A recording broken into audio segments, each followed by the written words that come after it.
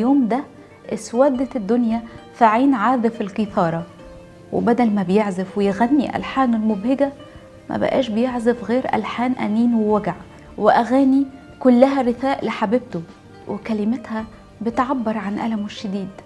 وبقت الطبيعة حواليه بتبكي لدرجة إن آلهة الأوليمب أشفقت عليه ونصحوه ينزل مملكة العالم السفلي ويحاول يرجع حبيبته للحياة. ما ترددش لحظة وطلب مساعدتهم، وفعلا أرشدته الآلهة إزاي ينزل للعالم السفلي، لكن هيكون عليه إنه يتصرف في كل الأهوال اللي هيقابلها هناك. وبدأ رحلته للعالم السفلي. كان عارف إنه هيقابل تحديات كبيرة. إزاي راجل من دار الفناء ليه جسم وروح يدخل أرض الموتى وعالم الأرواح؟